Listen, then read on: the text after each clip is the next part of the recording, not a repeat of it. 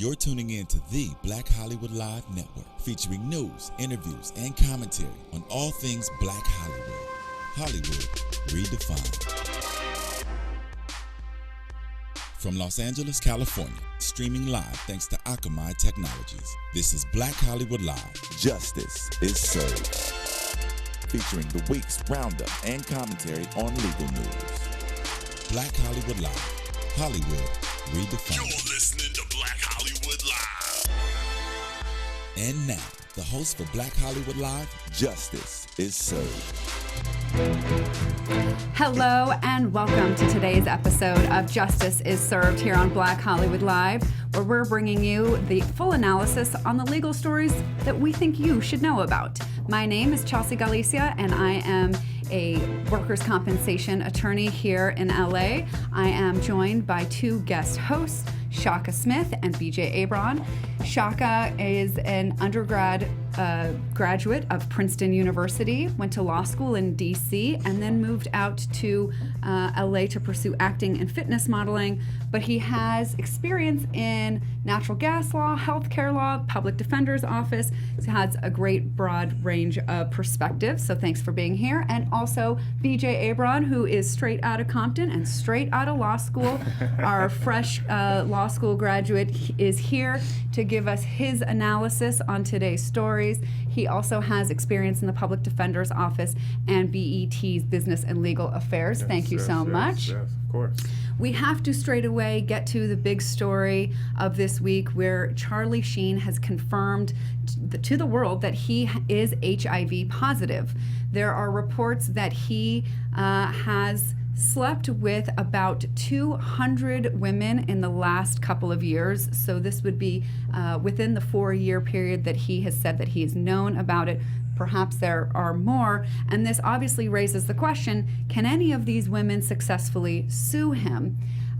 So we've got two parts of this story. First, the first we're going to start with the criminal charges that he could face. And then we're going to talk about the civil claims that he could potentially face. To my knowledge, as of this moment, there have not been any suits filed. But that, this news is really just about 24 hours old, so it's really too soon to tell whether any suits will come out. But I can only imagine that there will be at least a couple. Could be criminal, could be civil. But let's just first now see what are the laws when it comes to criminal liability for HIV transmission. And we're going to focus it on California because this is where we live, this is where Charlie Sheen lives, and where I imagine most of these incidences would have occurred. Right. So we've got misdemeanor and felony ways to convict somebody for transmitting HIV. What's the lowdown, BJ? Basically, like you said, we're going to focus on California, but a number of states have enacted statutes for felonies and misdemeanor charges for these types of acts and conduct. In particular, in California, under the California Health and Safety Code, there are two different standards, obviously one for felony and one for misdemeanors. Also, those that or those in which someone may have encountered HIV via sexual intercourse, as well as those who may have encountered it via blood, giving blood or organs or those types of things. So in regards to the the felony charges, there are a number of elements that you obviously have to account for. Those elements include unprotected sex, meaning the person engaged in unprotected sex. They were HIV positive, and they knew that they were HIV positive. That's a big thing. They have to know. The knowing element is a huge thing, because if you don't know, obviously, you can't be prosecuted here. Right. And that's for both felony and misdemeanor charges. Also, you have to have not disclosed that information to your sexual partner, and you must have had intent. And so the intent element, again, and that knowledge element, those are two critical elements here. And for misdemeanors, it doesn't require the intent for you to be prosecuted. It also doesn't require for you to have engaged in unprotected sex. Right. You just had to have known. Is that a strict knowledge requirement, or is that based on whether or not, if you had reasonable anticipation that you have it? I think it's people that actually have been Strict tested and knowledge. know, which Okay. is why some people have come out against these laws to say Right. that they actually discourage people from getting tested, because then if they know, then they'll be held to the standard, and as long as they sort of keep their head buried in the sand about it, then they can never be charged. So we're not looking at so if you have knowledge that you've had sex with several people that have HIV, but you have not gotten tested yourself, No. does that relieve you of the knowledge requirement? Or? It does, because you don't have actual knowledge that you actually have it. So And just to be clear, because you can have sexual intercourse with others that have HIV and never contract the virus itself. So just the mere fact that you actually have had sexual intercourse with someone who you do know has been diagnosed with HIV does not create or put you in a position where you actually are deemed to have that knowledge. Okay. yeah. So if you are convicted of the misdemeanor, you face up to 6 months in jail in California, and the felony can be up to 8 years. Yeah. And there aren't very many cases of it, but it does happen. Yeah. It does Yeah. happen. All right, Shaka, now for the civil claims. For when people want money damages as a result of learning this information or contracting the condition themselves, what do they have to prove? Well, you have a variety of civil claims, including fraud, sexual battery, negligent and intentional infliction of emotional distress, as well as wrongful transmission. One of the most interesting things about wrongful transmission is that in California, where the courts have allowed those cases to continue, it's been with HIV and herpes, and more, it's been with unprotected sex. So I think that's an issue that we're going to have in this case, is whether or not, I believe he claimed he only had unprotected sex with two of these women, whether or not they had knowledge, what precautions they did take. And I think when you come to sexual battery is about an unwanted sexual relationship based on the fact that a material fact was not disclosed. So, for instance, they're saying you're guilty of sexual battery because I would not have had sex with you had I known of your status. But what's interesting about this particular case is, I think, the changing face of HIV. What is the risk to the person that you're exposing? And your knowledge of that risk is a central element in a lot of these civil claims. And now, if you're using protection, if you're maybe using one of the HIV drugs that keeps your viral count to undetectable, as Charlie Sheen has maintained, that may actually relieve you of a lot of the duties. But this means that people themselves are going to start playing doctor. They're going to say, well, I believe that my load is undetectable, and so therefore I now get to make the decision about whether I inform my sexual partner about my status. And that, I think, can get really dangerous if people are allowed to decide for themselves whether their condition is transmittable or not. Well, I think your doctor will let you know if it's undetectable. So I think you'd have to still have medical proof. But and then that's I saw why- that even if it's undetectable, it still could be transmittable. Yeah, so the risk is far lower, and so now is that risk being so low, does that now mean you no longer have to disclose? Oh dear God! I mean, If the yes, risk is I low- would hope, no matter what the risk is, that somebody would have to share that with you. I mean, I guess this is a good case for, always use a condom. And then just a refresher that it's, as far as I know, only the latex condoms that really prevent against the spread of HIV and AIDS, but things like lambskin they might prevent pregnancy, but not STDs, including HIV. So I think the question we'll see going forward is, if you have an undetectable viral load, if you're also using condoms, is it also still necessary to then, is the risk so low you don't need to disclose anymore? I think you definitely, I think we'll definitely see that standard will remain, that you actually do need to disclose under those circumstances. Once you have that knowledge, once you have an understanding that you have a disease that can transmit to a life-ending disorder to someone else, you definitely should be required. And it looks like in this case we'll probably see something pled, because already 2 women that I know have come out to say that they have been sexually involved with Charlie Sheen since he knew he had it, and then were not told. He, in the Matt Lauer interview yesterday, said that he has told everybody that he has been sexually intimate with about his status. So, and he was there with his doctor to verify it was undetectable. So I think that's a legal issue they've already gone over, and we'll see how it plays out. yeah, absolutely. Okay, so the Supreme Court Monday has come out with an interesting decision relating to excessive force used by police officers. This one was really interesting in light of the number of excessive force cases that we've seen, the reaction that's come out of that. And in this 8-1 decision, the justices have said that the police officers are going to be immune, basically, from prosecution or liability for excessive force in certain cases.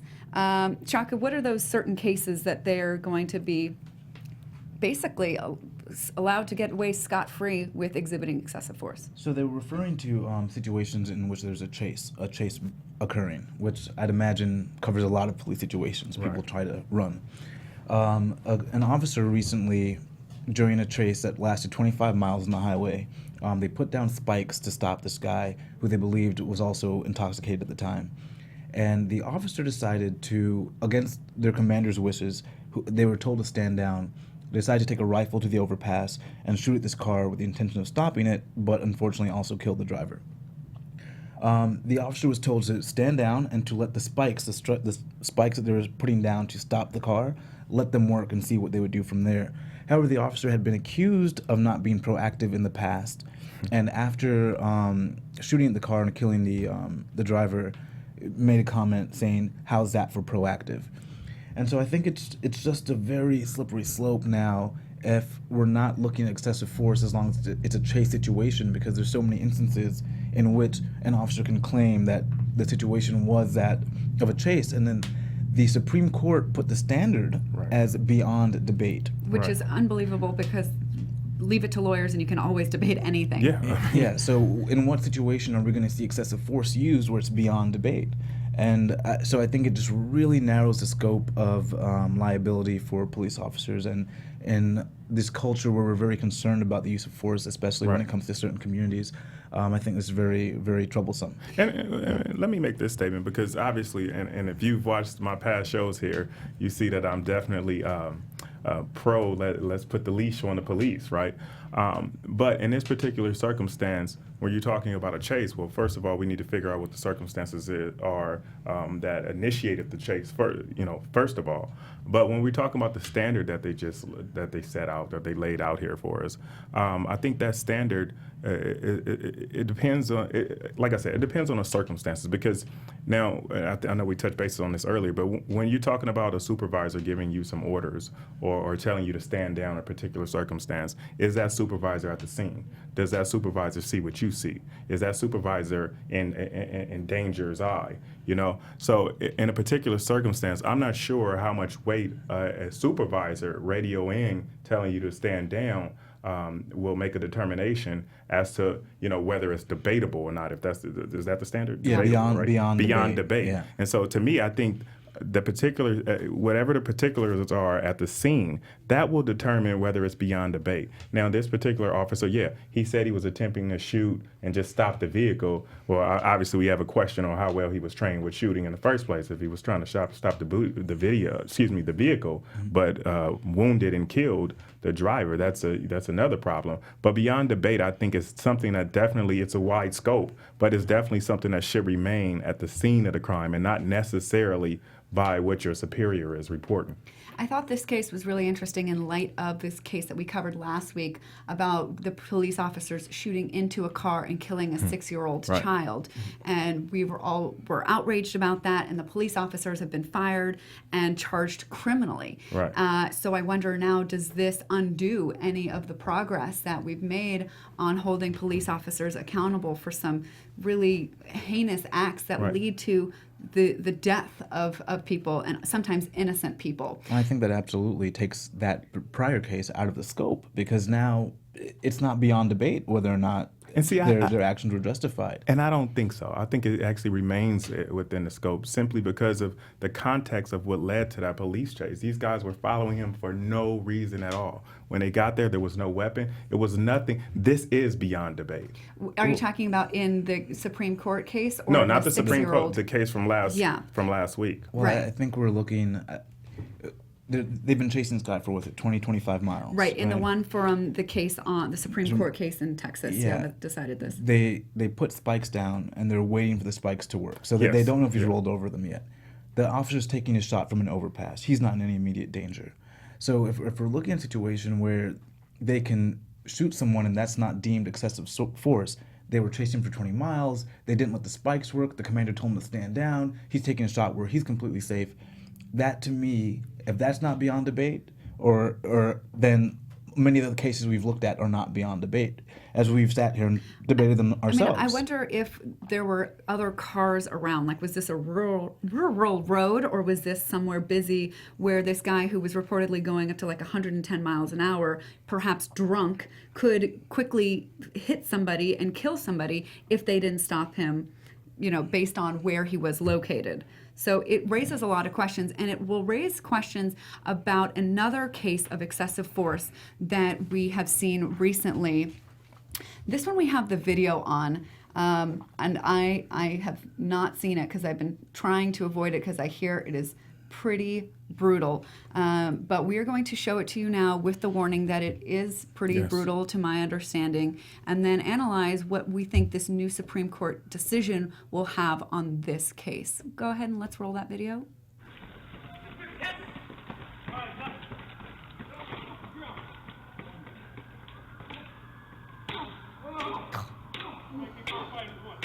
And at that point there where he's subdued, that's excessive. Yeah. But he's still moving. He's not dead. Of course he's moving.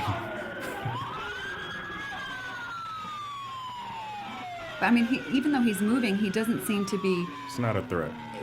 threatening or hitting, striking the officers. And at this point, it's a little hard to see because of the lights. But I know that this goes on for quite a while. And the first question for me that this raises is, when is a chase over? Or when does a chase start? I mean, what if officers, beat somebody up and they're like, well, this guy stole something from a store 3 days ago and we've been chasing him ever since. And do the officers say in this situation, he was continuing to get up, he was still threatening us? A lot of times they deal with people on drugs that have kind of superhuman strength at times. Yeah. So to me, this video, as horrendous as it is also debatable. So when you use a standard so broad as beyond debate, you pretty much sanction everything the police can do. I completely agree with your take on that standard. It is completely, it's way too broad. But I think in this particular case, I don't think that is beyond debate. And of course, he's moving, but I'm not sure how many of us will react if we're being beaten by two officers or anybody for that matter with two batons. You're not going to stop moving until you're unconscious or until you are subdued, arrested. Now, I will say this, if I'm correct from reading this report, I think later they said they found a weapon on him, if I'm not correct, if I'm not wrong. Now, the question is, and it was a gun. Was he reaching for I believe a weapon? It was a gun. But my question is this, in terms of police policy and procedure, now, is it needed for you to continue to be, in fact, is it more effective for you to continuously beat this guy? Because even if they just say they knew he had a gun, I think it's more at risk. You taking those baton blows that he takes out a gun and shoots you, whether it would diminish the risk if you arrested him. When you knocked him down the first time, you put his hands behind his back, you put him in a police car, you take that weapon. Well, right, so why, to me, this looked like it could have been over within 30 seconds of him falling to the ground, and that everything else after that was excessive because they just should have arrested him. Well, any movement he makes could be a reach for a gun. And so as an officer, until he is no longer moving, and he seemed to continue to move. So let me ask you this. We also don't know, I think the courts like to defer to people on the scene, and they like to say, what was your assessment of the danger of the situation? And in the heat of the moment, we all react differently. So my whole point is, that's enough to put this squarely within debate. But my thing is, if I'm striking you with the baton across the face, do you think your face is going to move? Yeah, my face, his hands were moving. Then there was no way that this guy could stop from moving because he was being stricken by not one, but two officers with billy clubs. No, I think, could you play possum, lay down flat, don't move at all, even while being hit? I think you could. It might be against your natural instinct to do that. I mean, I would think the natural instinct would be curl up in a fetal position and cover he your was head. moving. He wasn't striking. He was curling. He was moving. He was rolling. I think they have enough to say he could have been reaching for a weapon, and I think that's a problem in the situation. This to me is excessive force, absolutely excessive force, but it's very debatable. Right. So now I look at this differently than I would have before this case that came down on Monday. To me, this would have been clear cut, similar to like Rodney King. Yeah. But then now with the Supreme Court decision, I now am a little more hesitant to declare that the courts are going to say this is excessive force. Yeah. And so that's what's really worrisome right now. Because almost anything's debatable. It's America, you know. So. Right.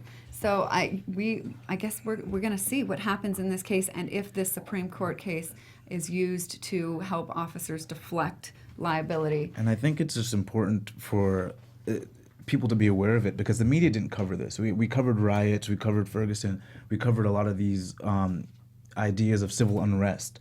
But a case like this actually goes to the heart of it, and no one's talking about it. Absolutely, and I think that's what we've seen over decades. Actually, these quiet legislations or legislative pieces being pushed into action, and no one knows about it until it's time to face it in a trial. And it's important to note with an 8-1 decision, so that is even more troublesome that they overwhelmingly went with this idea of throwing excessive force in the realm of beyond debate in order for it to be considered so. Yeah, I can't believe it was only Sonia Sotomayor who dissented, saying that the Fourth Amendment doesn't allow us to shoot first and think later. Right. So we'll see. All right, now turning to another Bill Cosby case, but instead of him being charged or sued, this time it's his attorney being sued for comments that he posted on Bill Cosby's website. So this is one of Bill Cosby's longtime attorneys, John Schmidt, who is being sued by two women. These two women were accusers of sexual assault against Bill Cosby, and this attorney posted something on his website, and now the women are suing this attorney over those comments. Basically, those comments call the women liars, not so much in those words, but just say that decade-old discredited allegations against Mr. Cosby have resurfaced, and the fact that they're being repeated doesn't make them true. Mr. Cosby does not intend to dignify these allegations with any comment. He would like to thank all of his fans for their support and assure them that at age 77, he is doing his best work. There will be no further statement from Mr. Cosby or any of his representatives. So that posting has gotten this attorney sued, which raises the question of when can an attorney be sued for something that they say on behalf of their client?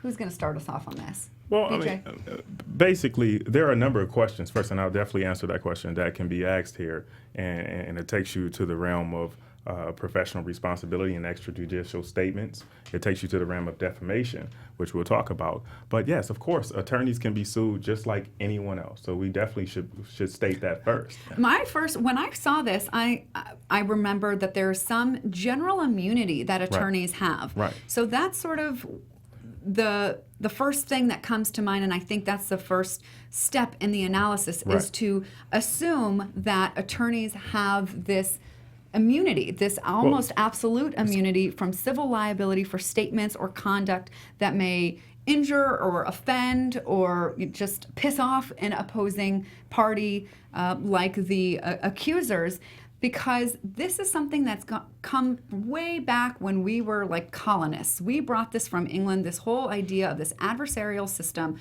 where your attorney is your biggest advocate and they can pretty much do or say anything to get you off, to defend you, and to speak well for their client and try and speak out against what accusers might be saying. So that's where the analysis begins, I think. And so when I first saw this, I thought this is for sure going to be an uphill battle for these women, because attorneys can generally say virtually anything as long as it's related to a present claim or charge, and right? Just to be clear, I mean, and that immunity that you speak of is what we call litigation privilege, which essentially, if you're making statements or engaging in any activity, I should state, in anticipation or in preparation for litigation, that's where that privilege comes into play. Now, that privilege is not always absolute. Sometimes it's a qualified privilege, and it depends on the jurisdiction that you're in. It depends on the facts of the particular case. So for me, I thought this was open and shut. There's really no chance. But then Shaka brought to light some cases that I had not seen where somebody successfully sued an attorney for defamatory statements. Yeah, I mean, the problem here is that litigation privilege was so you could defend your client zealously in the court of law, whether it was in a deposition or it was through making comments to the other opposing side's counsel. I think we've gotten to a state where a lot of attorneys are acting as publicists for their clients, and that's where they kind of headed into murky waters. We see a case, Rothman v. Jackson. Jackson as in? Michael Jackson, yes. And so Rothman was an attorney for one of Michael Jackson's accusers, and Michael Jackson's attorneys at the time came out and said that Rothman was lying and he wanted to extort money from Mr. Jackson on behalf of his clients. So Rothman then sued Michael Jackson for defamation. And he prevailed because the court found that the comments regarding Mr. Rothman were not tied to the litigation. Even though they were about litigation, they weren't tied to litigation because they were in public and they made no material difference regarding the litigation. So here with Mr. Cosby, they're making statements that refer to or essentially call these women liars, but it does nothing but to serve the public. It's not helping with the litigation. It's not furthering the litigation. There's no nexus that makes it necessary for it to be a part of litigation. I guess it could be argued that he was trying to keep the jury pool from being tainted. So does that rise to the level of being associated enough with the claim that it would be covered? And in Rothman v. Jackson, the court said no. And that's where I differ with the Jackson case in that matter. Not necessarily with you, but the decision there, because clearly this is related. These statements are related to the action. But I mean, he's doing nothing but refuting, in fact, the allegation. Now, I think that there's a different, now there's question as to whether these statements should be allowed by an attorney for professional responsibility practices, but in terms of a civil liability, I don't think that these statements can be called not relevant, or not related to the particular matter. Well, in Rothman v. Jackson, the court just found that relation has to be necessary to the litigation. So, for instance, if you're making a statement that we're looking for the real killers, now if a real killer was to show up, then that would materially affect the litigation. Right. This does nothing to materially affect it. There's no extra filing for evidence based on these statements to the press. But I think it does materially affect it, because any trial attorney will tell you that the most important thing in relation to any trial is the jury. And so any statement made to the jury is very important, and whether you're in court, whether you're out of court. In fact, that's why we have standards where you can't make extrajudicial statements because it in fact has an effect on a jury. And I think this falls in that purview. They're saying you're having an effect on the jury that's undue because it's got nothing to do with litigation. So basically, you're doing this. You're almost politicizing this case, and one attorney who may be prominent is not going to make a statement to the press that would get actual feedback and press and media attention, whereas another attorney might not get that same opportunity. Right. And now you're doing a press battle over a legal situation. Right. And I think the courts are kind of loath to let that carry on. Yeah, no, I agree with that. I'm sorry. And then just the last point to note, however, though, I think these women may fall short of their claim. So while under Rothman v. Jackson, I think they had a strong claim, the statement didn't actually identify these women. Correct. The statement was and I think probably on purpose, the statement said these old allegations are coming up again, and they'll be discredited again. And so, were they referring to the media? Were they referring to different articles? No one could necessarily garner without extra information or extra research on their own part to find out who these women were. And so whether or and not what they they even had alleged. any damages based on any material injury to these particular women. Yeah, Right. I don't know who the two women are. Tamara Green and Barbara Bowman, and I don't know who the attorney is that's either representing one or both of them. But either this attorney is kind of in the dark about the attorney privilege, the litigation privilege, or is brilliant and knows some really small caveat, some exception that's going to win this, because I don't see how they're going to win. Well, I mean, of all the women that had accused Cosby, we're talking about these two women today, so maybe it's a move on their part to gain more publicity, book deals, magazines, interviews, a good point. and a lot of people have motivations Yeah. for. So right now we are pending another deposition for Bill Cosby. The attorney for Janice Dickinson, Lisa Bloom, is trying to take his deposition, and his attorneys have put many motions forward to stop it. So far to this date, they're being successful, but probably just successful in delaying it, probably not in preventing it from happening. So when it does, and anything that comes out of that, we will surely bring that to you.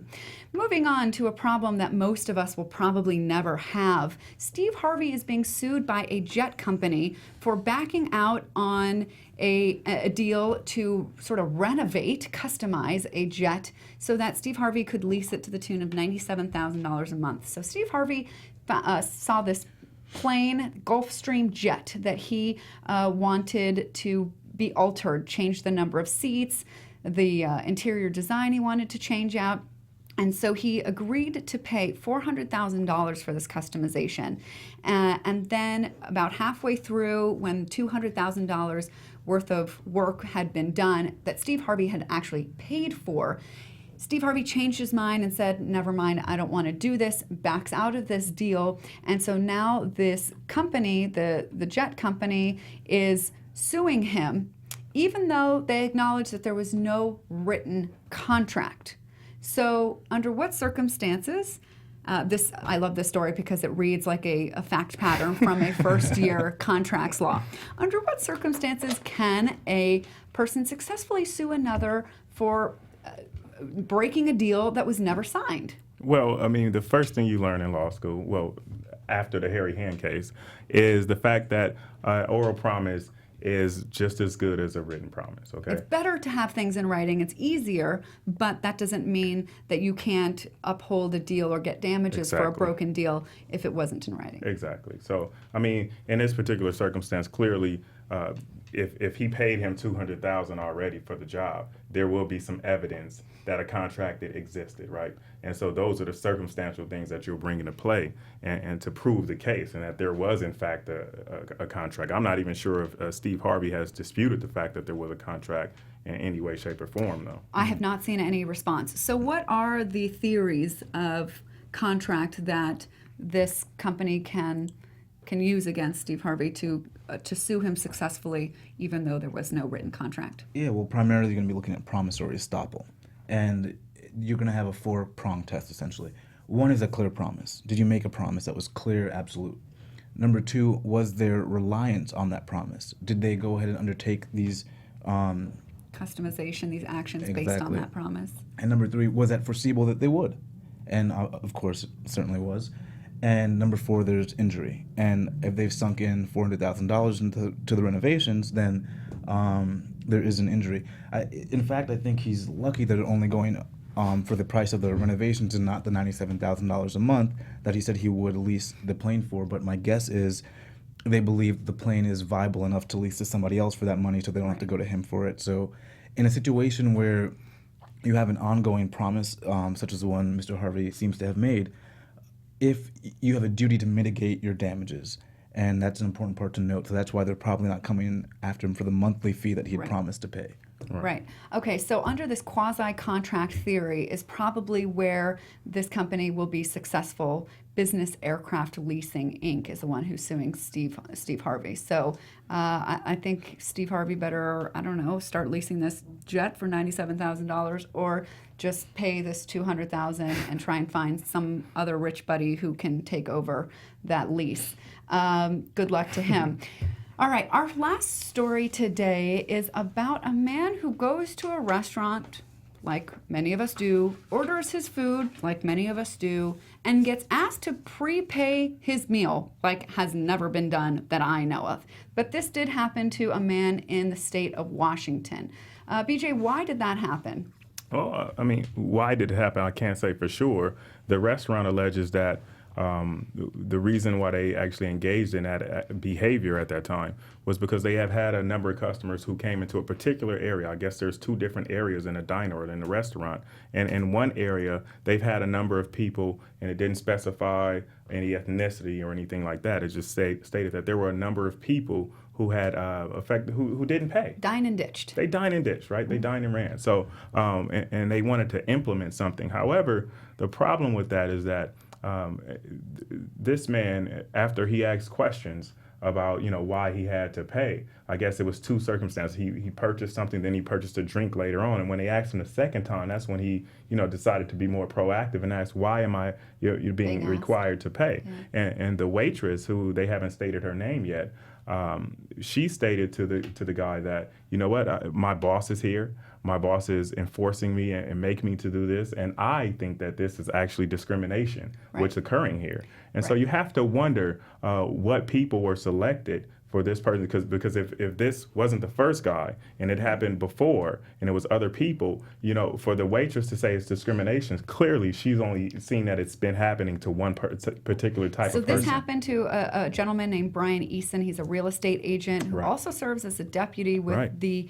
county sheriff's office in Vancouver, Washington. He is black, and I believe the waitress told him, I think this is a racist implementation of this sort of policy. Right. And he went back and asked some white patrons if they had to prepay, and they said they didn't have to prepay. So now this gentleman sort of racked his conscience and came to figure out, should I file a lawsuit here? Right. And he ultimately decided to file a discrimination claim for $100,000 against the restaurant. Right. What are your thoughts on his chances of success? I mean, it's all relative, and if you bring in that point that Shaka just made, where he went back to the restaurant and he asked those the white clients whether they had actually been forced to pay in advance, they said no. Well, there's also a question of what area were they in the restaurant, because if they were in that other area, then that the restaurant states, we just let people they order and they pay here, then it's okay. That would fall in line with their story, and you might have more of a viable defense there in that circumstance. But I think we need a little bit more facts here to really assess the viability of this matter in this lawsuit. And it's important to note that he did say he racked his brains, sleepless nights. So you already see him racking up the intentional infliction of emotional distress or negligent. Right, trying to show damages. Yeah, whenever you see that just to the viewers and listeners, whenever you see that in a news article that someone's lost sleep and they're really emotionally agonized, usually that's their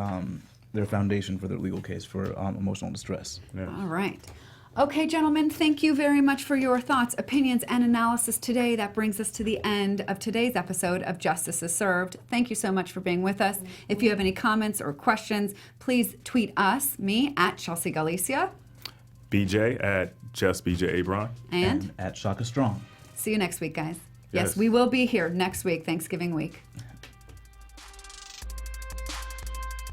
From producers Maria Menounos, Dario Kristen, Tiana Hobson, Kevin Undergaro, and the entire BHL crew, we would like to thank you for supporting Black Hollywood Live, the first online broadcast network dedicated to African American entertainment. For questions and comments, contact us at info@blackhollywoodlive.com. Like us on Facebook, tweet us, or Instagram us at BHL Online. And I'm your BHL announcer, Scipio. Instagram me at Planet Scipio. Thank you for tuning in. Hollywood Redefined. The views expressed here are those of the host only and do not necessarily reflect the views of BHL or its owners or principals.